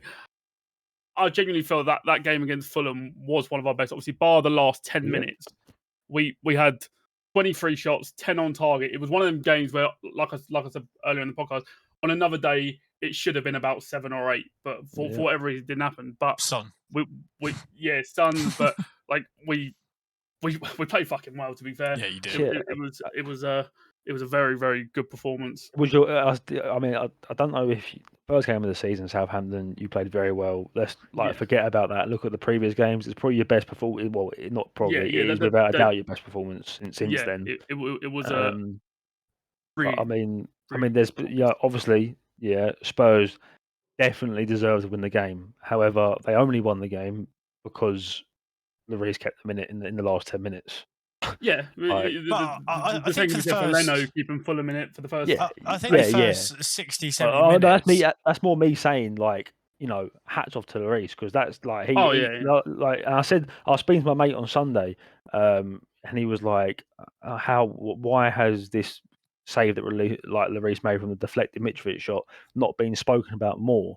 He was like, if that was Ramsdale, that would be sung from the higher heavens. I've seen. And I said to him, I was like, I feel like Hugo Lloris goes very much under the radar because maybe because of the sense that he's been around for so long, he's a seasoned veteran, and you almost expect it from him. You don't see it every week, but it was a quality save. Yeah, it was. Yeah, fucking quality. I think even the first 60, 70 minutes, Fulham didn't even look close to being in the game. They were just being dominated all game. I was sitting there literally like 80 minutes, and I was like, fucking hell, we've kept Mitrovic quiet here. Like, he didn't have a fucking sniff, right? What a goal. And I was literally on that corner when the ball landed to his feet, and Romero didn't cut out, and I went, for fuck's sake. Like, I just knew that ball was nestling. And then obviously we had the typical nervy 10 minutes. And I think your issue was it was like you're almost so comfortable. I don't know if I was thinking of step right. Apparently Romero was in Fulham's box for the goal. So he's had to track back for the Fulham goal. So he's tracked back. Obviously, just kind of gone, just leave a leg out and hope. Yeah, it was. I was surprised about that. We spoke about it actually. I think he's just run the length of the pitch, got back. For Romero, it was quite a very half-assed challenge. Which that's what I mean. I think Spurs were. I think you're almost too comfortable in the game that you were like, oh, we're fine. Romero's gone up. He's run back. Oh shit, it's 2-1. Fuck. Yeah. And then suddenly it's like we're only winning by a goal here. Yeah. And the thing is, as well, I think that was. I think it was quite good. 30 seconds before, Richarlison had literally just hit the post. So I think everyone was just fucking like knackered. Just want to quickly, Richarlison was fucking incredible in that game. That boy fucking worked his arse off. I was genuinely gutted. that the goal got disallowed, and more so that I'd see people going, he took his shirt off and he got disallowed. I was like, it was his first start, would have been his first home goal, well, his first goal for us, and it was a man of the match performance. It literally, that goal just capped it off, and then obviously he's got he was always going to get mopped because when Arsenal celebrate against Fulham, Spurs did the shit out of them, so he was. That's how it goes. So, as a Spurs fan, when say what's happening is happening, when do you drop Son and start Richarlison on the left? If for you. I really, really don't know. That's the thing. I said before we started recording the podcast, Conte probably had to go to Kulusevski with his tail between his legs and go, mate, I'm really sorry. But if I drop him, it's going to make the headlines worse. It's going to make him feel worse. It's going to. But I mean, you're in his shoes. When are you dropping him? I'd say after the City game. Then is again, it not similar to the Kane like we've spoken about like for the last few seasons where he doesn't score in August and like he doesn't really get dropped still, but then as soon as he starts scoring, it then doesn't stop. And that's the thing. I have no doubt once he gets one. But the thing is, with Kane, if he's not scoring, he's at least assisting. Which I mean, or he's at least he's doing something on the pitch. Son is just a magnet for everything going the wrong way against him. Do you know what I mean? It's just not falling for him. So I'd say after City, but then again, City's a game that we would normally be up for. And you think, do we take that risk? I mean, we've got Marseille tomorrow, so we'll see what sort of rotation we play. But fuck me, that boy needs to go. Marseille, mate, you got fucking Arsenal V2. Yeah, they're a screamer. They're unbeaten in League 1 at the minute as well. I think they're top with PSG. 5 games played, 5 wins, 1 draw. So it's not one that we well. Yeah, so. Maybe tomorrow, if it doesn't fall, we have a look at against City because it'd be a nice option off the bench. But fuck knows what that was. Yeah, how you make that decision, especially with the way Richarlison played and Kulusevski's been playing. Yeah. But we take the win. We've only got 3 games left. Yeah. So Brighton. Go on. Brighton, Leicester. Talking of El Seco. Leicester are done. So bad. And Brighton are probably going to get Champions League football this year, and I can't wait. Who said they were going down? Because that's bang out of order. That is that won't sit. I can't wait to go to Brighton Stadium for Thursday night football. Yeah, but I said it as well. I don't know, Paul. I know we've just said it, and obviously not to sort of beat it again. But if Leicester don't win their next game, he's got to go. 7 games and 1 point is atrocious. They're really bad. Brighton were fucking awesome though. Brighton are incredible. Do you see that McAllister? Yeah, he scored a screamer that was disallowed. That was phenomenal. And he scored a screamer of a free kick. Yeah, he scored 2 screamers. And a fantastic penalty as well. Brighton are really good. I mean, he's got Danny Welbeck running channels like I've never seen before. That bloke could hold up a road full of 0 cars. Like he's mate. He's got him playing so well. He's playing really well. The whole Brighton team are playing well. It's literally probably the best prime example of a team that have got no real superstars, no real names. They play for the team. They play for the manager. They know exactly what they're doing. They go out there and they implement what they've got to do, and they start of the season they've done it so well. Well done. Into the next game. Just trying to think. As I've said a couple of times now, they started the season very similarly last year. I just kind of hope, for some reason, I have a soft spot for Brighton. I just hope they keep it up and. Well, they're your local, mate. Yeah, but fuck them. How far away are you? What a fake fan, am I right? What, from Brighton? Yeah. 45 minutes. Okay. So hopefully, when they get Europa League football, I'll see you all there on Wednesday night. Briefly as well, I know Chaz mentioned Vardy a lot. Iheanacho scores in 1 minute. Just Daka kind scored of their second as well. And so Iheanacho. Yeah, that's right. They did. Yeah, so that. Like if he then goes and starts Vardy against Villa, you're like, there's not a chance. You're off your head. It's just loyalty to Vardy, isn't it? Like at this point, it's just like I think he's like, someone save me, please. I'm begging you. Thing is, that they've just given him a new 1-year extension as well on his contract. Mental, mate. Just throwing money at who? I think they're about to announce like record losses as well. So we spoke about their mudded transfer. They're mudded from the top down. This is going to be like they have a really shit season. Right, just about stay up, and then next season they'll go down. No. That's bold. That's bold. Yeah. Clip it though. We've got 2 more games left. Yeah, the Yeah. ones that have had Right, West Ham, the Chelsea. Let's biggest speak about that decisions. first. West Ham, Chelsea. West Ham were again. fucking robbed. Chelsea just again look horrific. What was it? I think they 2-1? looked. I felt like they looked. I'm not saying they look good. They looked better than they have. Yeah, you can make that argument, but Yeah. but even so, I don't think they ran the game. I don't think they looked anything special. They don't look like the team they looked like last year, where they got, or even a team that could get into that top 4. And West Ham were good again for a second game in a row against tough opposition. West Ham have finally found their feet, and as Brand said, arguably robbed. Before we get into that one, another little one that needs to be mentioned quickly is Reece James kicking out at Antonio. Yes. Yeah. He lashed out, Copley. He lashed out. He did lash out, to be fair. That's, if you want to use that terminology, I don't really care. But the way Chelsea fans were screaming, I know it's a long fucking time ago, for Maguire to be sent off against Batshuayi. Oh, yeah. That one's more obvious that he kicks out at him. I don't personally think that... I don't personally think that should have been or would have been a red card. I don't feel like it's like... No, I don't feel like it's... I didn't feel like it was stupidly over aggressive. It was, you know, it wasn't right. It was naughty, but I mean, I don't feel like he should have been sent off for it. I don't. I just don't. Simple fact. Was he already on a booking? I've just got it up for people. I'm not sure, but he's lying on the floor and kicks out. I don't know wrong. It would have been a second straight yellow, into his 100%. side of his leg. I don't think it's a straight. Did he get booked for it? No, he didn't get. He might have got booked actually. I don't know. If he was already on a booking, he shouldn't be on the pitch. Yeah, no. He did get booked for it. I've just seen it. Yeah, I don't think it's a straight red. I don't think there's enough malice in it. I mean, he extends his leg, he gets him on the fire.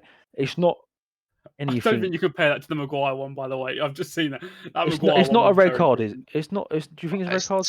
No, I thought he was already on a booking, but if he got booked for all that, then it's not a straight red. It's a second yellow, and the thing I think the angle I'm watching might be different, but I don't know how much contact there was in terms of his foot on him. But he's gone for it, and if it was a second yellow, you couldn't have many complaints. But, it's definitely yellow. Me, but I also wouldn't say there would be too many complaints if it was a red. Yeah, but I think an Arsenal player got it last season, where I can't think for the life of me as a player, but he got booked for the first foul. Martinelli. You're right. It was. And there was something like a push or a shoulder barge or something, and he got booked for that, and then therefore got his red.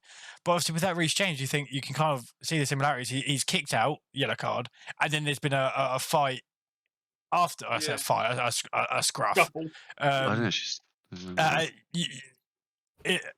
Again, you would say Martinelli was probably harsh for him to get 2 yellows in for those 2 things. It was one passage of play, but again, it just goes back to consistency and where really the rules lie in terms of, is that class as one passage of play? But I mean, yeah, I'm not sure. But I mean, let's talk about the real VAR decision. Mate. Before we get into it, fuck Graham Souness. He is a pagan. I hate him. I fucking hate him. There's one person I hate in this world. He said fucking Graham was Souness. Clear contact, and apparently Jared Bowen. It was dangerous. It was dangerous. No. So as I said to you boys over the last couple of days, I think this is probably the only VAR decision of a disallowed goal out of the 3 we're probably about to talk about, because sure, there is very minimal contact, but.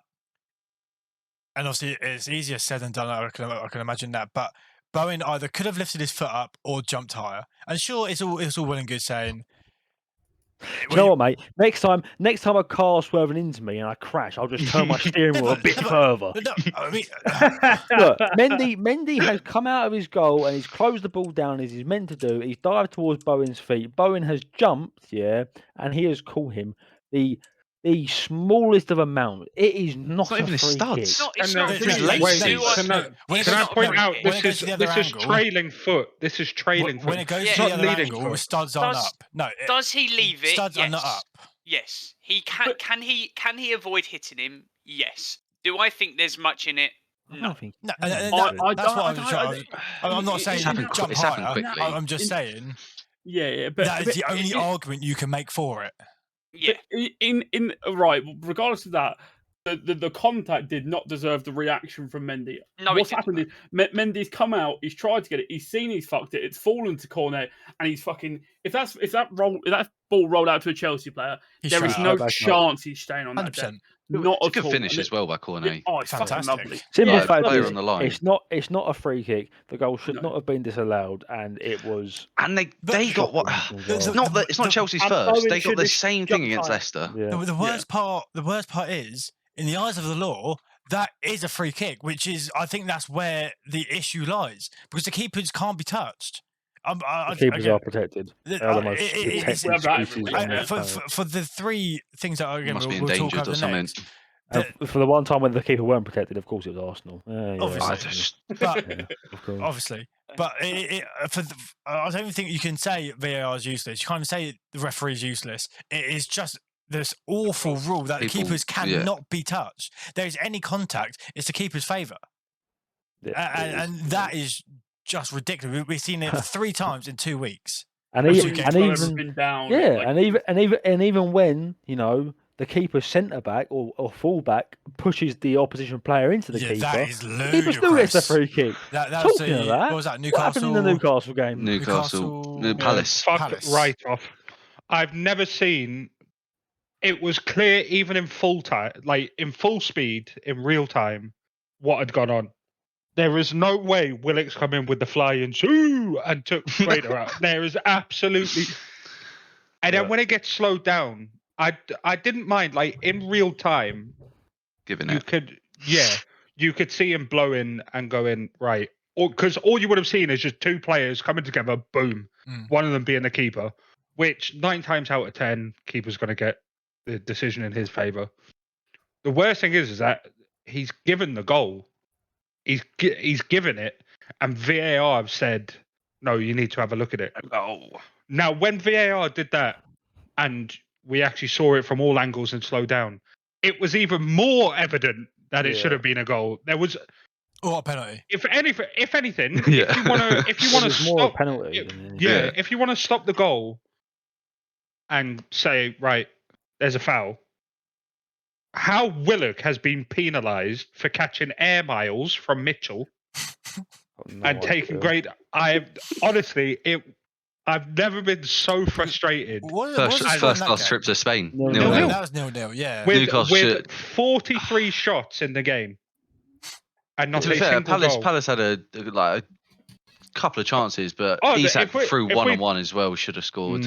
Like that game somehow has ended 0-0. That early on in the game as well, that would have just settled the tone for. I'm pretty sure hasn't Lee Mason. Yeah, Lee Mason's been demoted to the championship this. No, he's been the weekend off. He's or something like he's that. not reffing this weekend. He's got to go through training apparently. I think Premier League ref has to go all through of them training. need to go through Yeah, fucking I training. think I Just doesn't it's make any sense, man. It's so confusing because at the start of the season, you've got Souness saying, or whoever it was saying, "Oh, the man's game is back because the referees are letting these semi Chelsea Spurs game. the smaller, the lesser aggressive challenges. They're letting them go on letting and the stuff like hairpins go. that. Yeah, and then a week later, you're seeing some of the softest shit. I think it is clear a human error, and I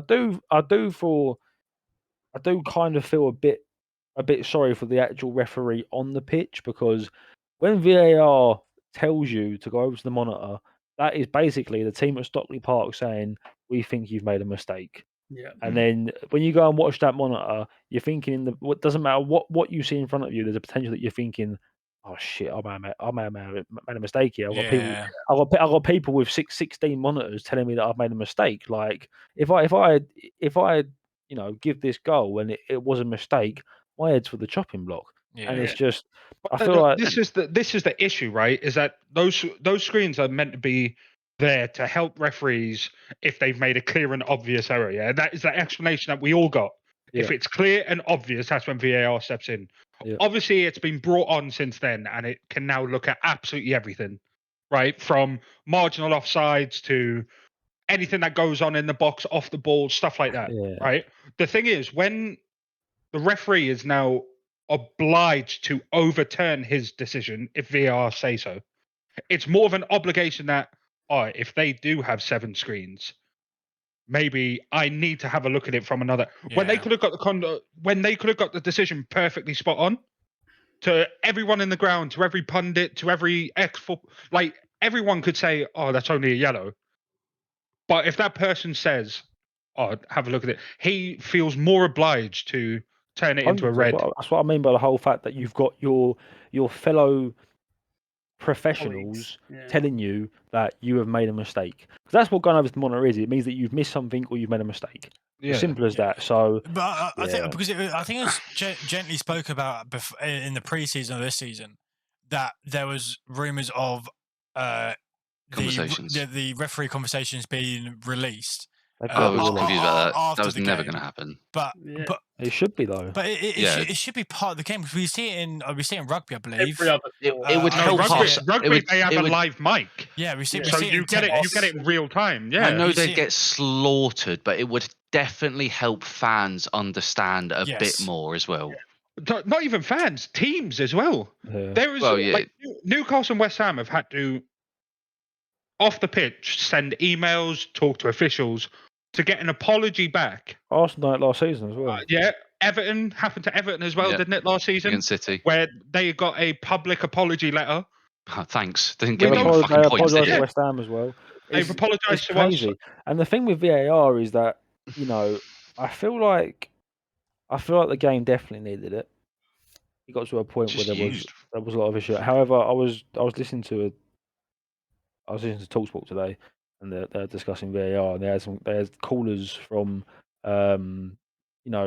Championship League, League 1 and League 2 calling in, and the question put to them was, do you want VAR in your leagues? And every single one of the caller basically sat there and said, yeah, in our leagues we have the worst of the worst professional referees, and they do. I mean, I support a League 2 and a League 1 club, and the referees and the linos are fucking abysmal. Yeah. But they still do not want VAR because it's just not. It's not the polish. It's not a polished product. It can't ever be a polished product because human interaction is always going to be a thing with it. So there's always a chance for human error. We're going to get decisions like these for years and years and years to come, which is a shame. I think we've said it probably for the last couple of years, or probably since it's actually been introduced. It just, again, I'm probably just saying the same thing everyone else said. It just needs refining and actually clarifying what it is there to do, which I think Brand said obviously for clear and the obvious. Or is it the other way around? But it doesn't clear and obvious errors. But like Chaz said, there's always going to be an element of human error there. Because every single person is different. Every single person is going to have a different opinion on what has happened in that phase of play. And as long as humans are involved in the decisions going on the football pitch, there are always going to be errors, and teams are always going to get fucked over. The thing is, you can take a ref missing a mistake or something. But if that referee is then being given a chance to watch back again and they're still getting it wrong, that's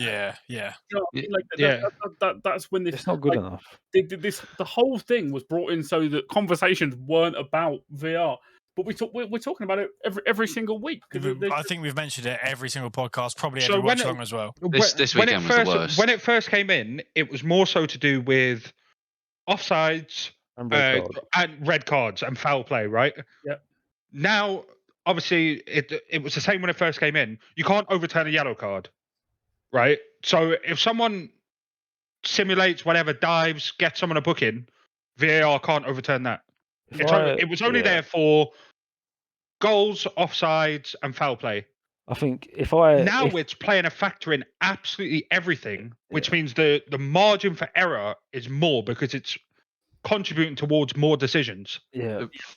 The refereeing standards getting worse with it, I think, as well, because refs are playing for VAR. And in turn, the refereeing are just, as a general, the quality is getting worse and worse. To make their own call because they know I've got a screen. Fucking numpty in front of a setup somewhere is going to tell them, and chances are at the moment they're going to get it fucking wrong as well. It's not gonna happen now, but I would take a no VAR football back in a heartbeat, because Yeah, when you go have on. no VAR football, it's kind of a case of, okay, maybe that wasn't the correct decision, but there's going to be a point in the season where same is going to happen to us, right? It's more swings and roundabouts, right? And Yeah. when I watch Premier League games now, against in big games, you score a goal, and at least when there wasn't VAR, you would score a goal and you'd celebrate, and you could have a quick glance towards the flag, and then within like a second if there's a goal or not. But now it takes it. For me personally, it takes so much like realness out of the game. This season alone, I've not celebrated 3 goals. When I see when Newcastle score now, I'm so reluctant to even smile. Unless it's so obvious. I need to wait 20 to 30 seconds just to see what's gone on. The perfect example of this, obviously, I've also about the long-standing thing about my dad not seeing Kane score. And he scored at the weekend, and my dad couldn't even celebrate it at the time because he went, "No, I'm not fucking doing it." Yeah. They broke the curse. Not 19 games and the curse was broken. But I was before Chad started. I was going to say, do you really think you're reacting to goals the same way you were before? No. When Arsenal score, mate, I sit here fucking rocking backwards and forwards saying, "Please be onside, please be onside." That's it. It's crazy. Even the goal that Saka, what happened? What was it? No, it was the Martinelli goal, right? And I celebrated. I didn't hold fucking back. Saka was a mile onside. I celebrated, but I still sat there going, "Please be onside, please be onside." I don't. And then after you go, okay, sweet.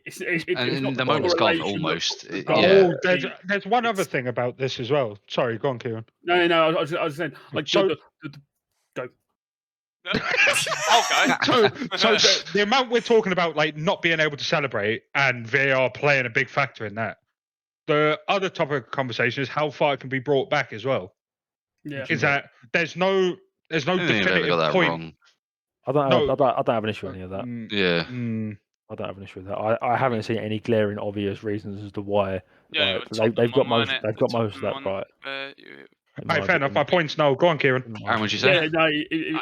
Aaron saying the Tottenham, the free kick. Yeah, I think that was like there was like a 45-second gap. Yeah, and that's too far. Like, but it's just I just missed that feeling of just celebrating and go, "Oh, you seen the flag? Fuck it." Do you know what I mean? But now it's okay. Don't worry, because there might have been a slight glance hand 30 seconds ago. There might have been this or that. And you think, for fuck's sake. I didn't give a fuck for the Arsenal game, to be fair. I didn't. When Arsenal, when Martinelli put the ball in the back of the net, me and Chaz went absolutely crazy, and I felt like Richarlison when.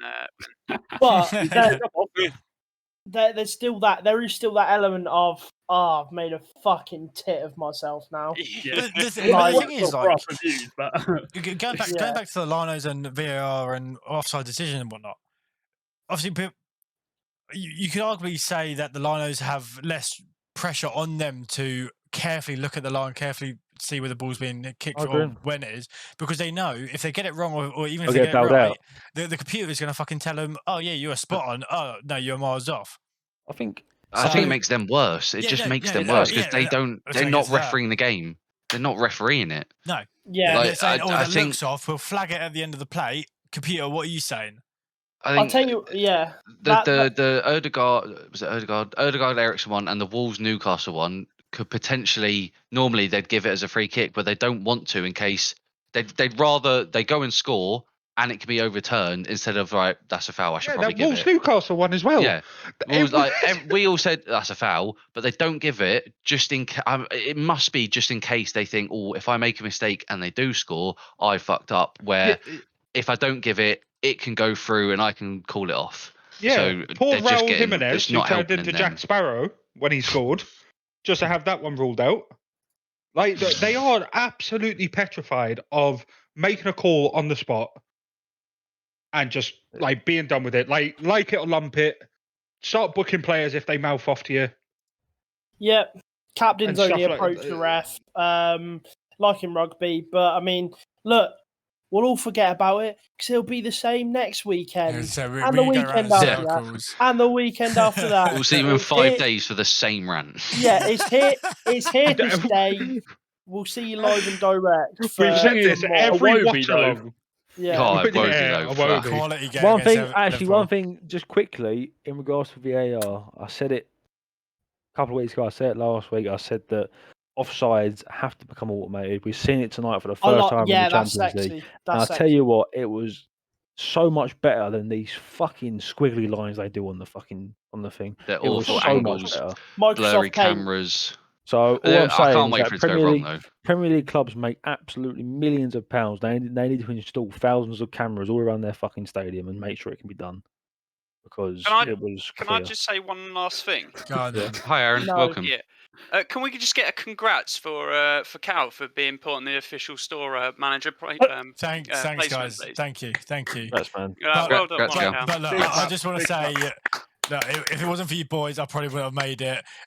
But Okay, so Brick, what is? anyway, like we're one subscriber away from 100, and So- so that's all Yeah, I care done. about. So go and subscribe, roughly around here, A long way down there. and then that's my life made. So I think that's where I That's your end. haircut, by the way. It's looking pretty. Oh my If god, you are- right, no. If you are briefly, if you are still tuning in and are confused, I don't know if we've done the tweet. Champions League and Europa League will be streaming further into the tournaments. There you See. go. Yeah. Don't know if we've mentioned it. We'll probably do a tweet as well because you've probably fallen asleep. Right. Goodbye. Goodbye. Bye. Aaron Many was the cut out blessings. this episode.